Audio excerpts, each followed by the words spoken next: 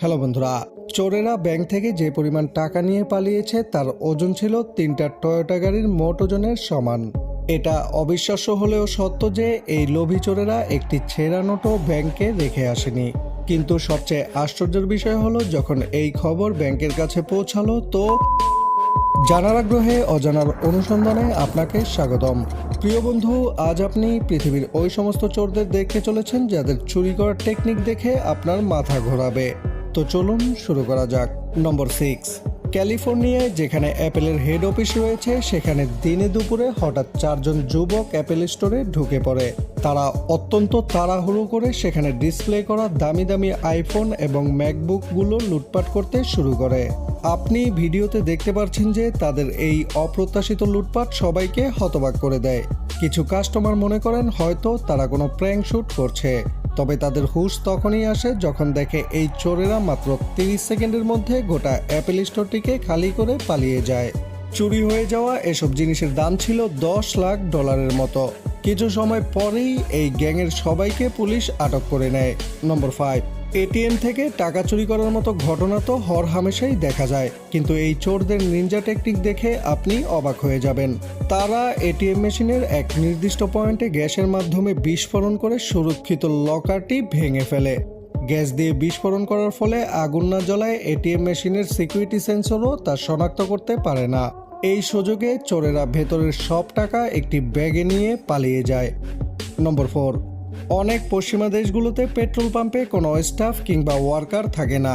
ঠিক এই সুযোগটাই কাজে লাগিয়ে আয়ারল্যান্ডের একটি পেট্রোল পাম্পে রাতের বেলা একদল চোর ঢুকে যায় একটি এক্সকাভেটর মেশিন নিয়ে। চোরেরা এক্সকাভেটর মেশিনটি দিয়ে সবকিছু ভেঙে চুরে এটিএম মেশিনটি বের করে নিয়ে এসে তা একটি ছাদ কাটা ভ্যানে লোড করে নেয়। এই ঘটনাটি কেউ দেখার আগেই তারা সেখান থেকে ভেগে যায়। নম্বর 3, আপনার কি মনে হয় যে 1.5 কোটি টাকার টেসলা গাড়িও কেউ চুরি করতে পারে? এর উত্তর এই ভিডিওতেই রয়েছে। ভিডিওতে দেখা যাচ্ছে দুই চোর 1.5 কোটি টাকার গাড়ির সিকিউরিটি সিস্টেম মাত্র 5 সেকেন্ডের মধ্যেই ব্রেক করে ফেলেছে। জি হ্যাঁ, টেসলার ভেতরে এমন একটি সিস্টেম ইনস্টল করা হয়েছে যার মাধ্যমে গাড়ি এবং এর রিমোট একে অপরের সঙ্গে সংযুক্ত থাকে। যখনই গাড়ির রিমোট গাড়ির কাছাকাছি চলে আসে তখনই গাড়ি নিজে থেকেই খুলে যায়।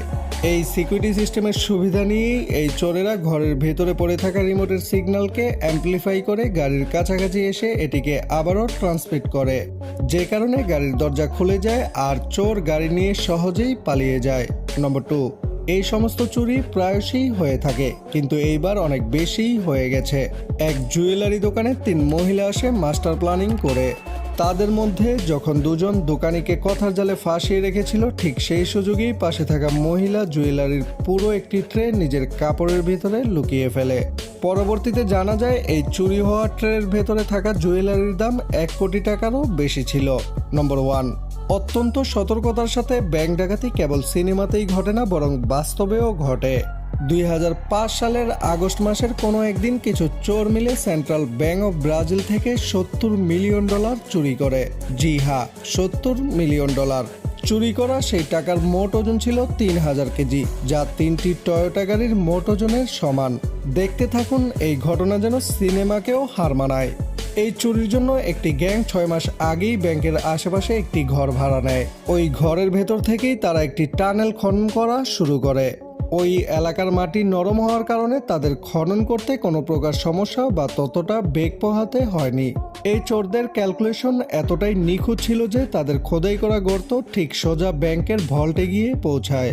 তারা শুধু 1 মিটার জায়গা বাকি রেখেছিল যা চুরির দিনেই খুঁড়বে, আর তারা ছুটির দিনের সুবিধা নিয়ে বাকি জায়গা খুঁড়ে সোজা ব্যাংকের ভল্টে প্রবেশ করে নেয়। ভল্টের সমস্ত টাকা বস্তায় বস্তায় ভর্তি করে নিজেদের ঘরে আনতে আনতে 7 ঘন্টা সময় লেগে যায়। তাদের প্ল্যানিং শতভাগ কাজ করায় কোথাও কোনো একটি সিকিউরিটি অ্যালার্মও বাজেনি। 2 দিন পর সোমবার যখন ব্যাংক কর্তৃপক্ষ এই খবর জানতে পারে ততক্ষণে এই গ্যাং দেশ ছেড়ে পালিয়েছে। কয়েক বছর ধরে ইনভেস্টিগেট করার পরেও এই গ্যাংয়ের কোনো নামও নিশানাও পাওয়া যায়নি।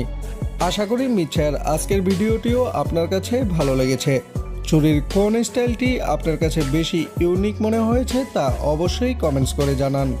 ধন্যবাদ।